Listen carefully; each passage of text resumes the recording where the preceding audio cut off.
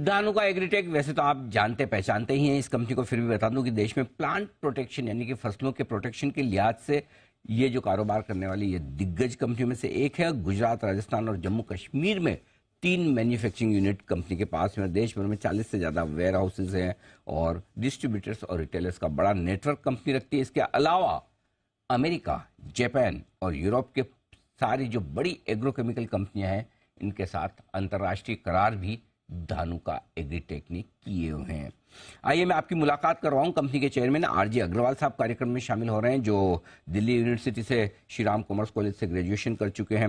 1980 में आपने धानुका एग्रीटेक की कमान संभाली है। इसके अलावा आप crop care federation of India के भी चेयरमैन रह चुके हैं और फिक्की और बाकी सारी दिग्गज संस्थाओं के साथ आपने लंबा कामकाज किया है। अग्रवाल साहब, बहुत बहुत स्वागत है आपका। धन्यवाद सर हमें समय देने के लिए। सबसे पहले, चूंकि आपकी कंपनी फसलों के प्रोटेक्शन से के लिहाज से प्रोडक्ट्स बनाती है, उनके लिए कामकाज करती है, एक बार जरा ये मॉनसून के फोरकास्ट को लेकर आपसे राय लेना चाहता हूं। जहां आईएमडी कह रहा है कि मॉनसून नॉर्मल रहेगा, एवरेज का 96%, स्काईमेट कह रहा है कि थोड़ा कमजोर भी हो सकता है, एल नीनो की संभावना से इनकार नहीं कर सकते हैं। अगर कमजोर मॉनसून रहता है तो किस तरह का असर पड़ सकता है फसलों पर और स्पेशली आपकी कंपनी के कारोबार पर?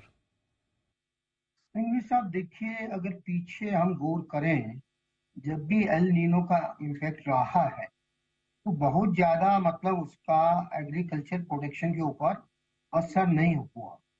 तो अभी भी जैसे आज मेट्रोलॉजिकल डिपार्टमेंट की जो फोरकास्ट है वो नॉर्मल की है। आज हमारे देश में देखिए इरिगेटेड एरिया काफी बड़ा है। तो पहले हम कहते थे 40% है, वो बढ़कर काफी हो गया है। तेलंगाना में करीबन 80 लाख हेक्टेयर नया इरिगेशन है। तो मैं नहीं समझता कि पिछले जब एल नीनो का इम्पैक्ट हुआ तो हमारे बिजनेस में 2-4% का ऊपर नीचे तो हुआ, लेकिन इससे ज्यादा फर्क मुझको नजर नहीं आता है।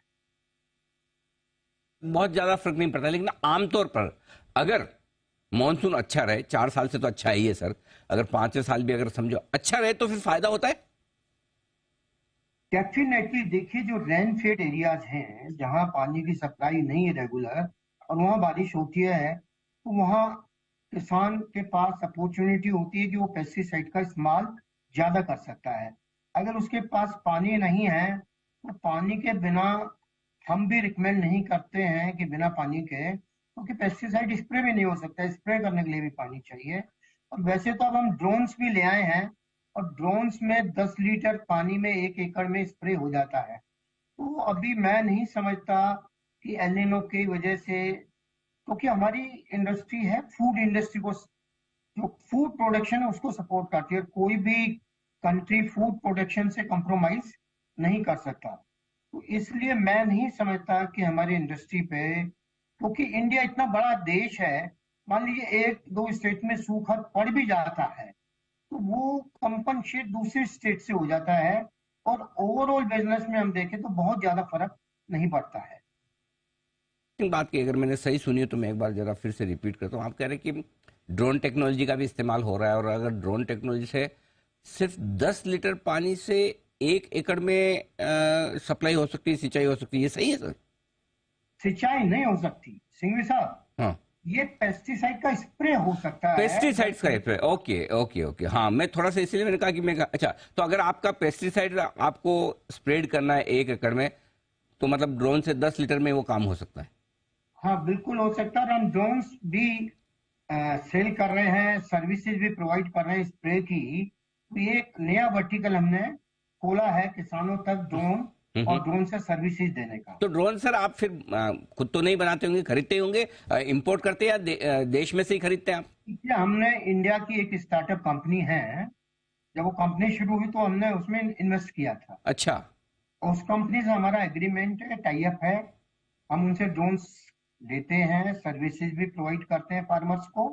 तो हमारा उसके साथ एज ए पार्टनर इन्वेस्टमेंट है, तो हमें प्रेफरेंशियल ट्रीटमेंट उनसे मिलता है। वंडरफुल, बहुत बढ़िया। अच्छा सर, हाल ही में ये नेचुरल गैस की प्राइसिंग के नए फॉर्मूले भी आ गए हैं, राइट?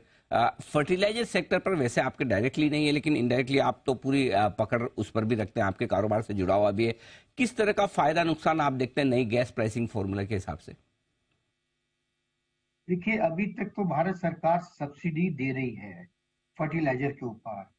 पिछले साल करीबन करीबन भारत सरकार का सब्सिडी का बजट 2.5 लाख करोड़ रुपए हो गया था फर्टिलाइजर पे। जबकि पेस्टिसाइड जो इंश्योरेंस का काम करता है किसानों के लिए, उस पर 18% का जीएसटी है। ये बहुत अपने आप में बड़ी कंट्राडिक्टरी सी लगती है। लेकिन फर्टिलाइजर देखिए, हमारे देश में हम डेवलप्ड कंट्री से कंपेयर करें तो हमारे यूज अभी बहुत कम है। अगर हम अपने पड़ोसी मुल्क चाइना से भी कंपेयर करें, जहाँ जीडीपी कृषि से हमारे से करीबन करीबन 3 गुना प्रति हेक्टर है, तो उनकी फर्टिलाइजर की खपत भी हमारे से करीबन दुगनी है। तो आज हमारे यहाँ तो फर्टिलाइजर की कंजम्पशन बढ़नी है, क्योंकि आबादी बढ़ रही है, पैदावार बढ़ाने के लिए जमीन बढ़ नहीं सकती। और नई टेक्नोलॉजी जिसमें नए बीज, नई टेक्नोलॉजी के फर्टिलाइजर, नई टेक्नोलॉजी के पेस्टिसाइड, ड्रोन्स, प्रिसीजन एग्रीकल्चर, इन सब का ही बहुत बड़ा रोल होने जा रहा है प्रोडक्शन बढ़ाने के लिए। बिल्कुल ठीक बात है। अच्छा सर, अब ये बताएं कि आपके प्रोडक्ट्स की डिमांड कैसी दिख रही है इस साल, और अब चूंकि अगले साल इलेक्शन भी होने वाले हैं, आमतौर पर हमारी धारणा ये होती है कि इलेक्शन के साल भर 6 महीने पहले किसानों के हाथ में पैसे थोड़े बेहतर होते हैं, ज्यादा होते हैं। क्या कोई डिमांड में मजबूती, बढ़त के संकेत हैं सर? देखिए, जैसा मैंने बताया कि अगर आप इस बात पे एक ही डेटा मैं देता हूँ, गौर करें कि हमारे यहाँ पेस्टिसाइड का कंजम्पशन लीगल 360 ग्राम प्रति हेक्टर है, जबकि चाइना में 13 किलोग्राम से ज्यादा। तो आज हमारे देश में 30 से 40%, एफएओ का डेटा है 40%, हमारी सरकार पार्लियामेंट में बताती रही है 10 से 30% फसलों का नुकसान कीड़े बीमारियों की वजह से हो सकता है। तो हमारे देश में तो इस क्षेत्र में भी बहुत प्रगति होनी है, बहुत दूर जाना है। और हमारी कंपनी ऐसे पेस्टिसाइड लेके आई है लेटेस्ट, जो 10 ग्राम 20 ग्राम प्रति हेक्टर में काम करते हैं।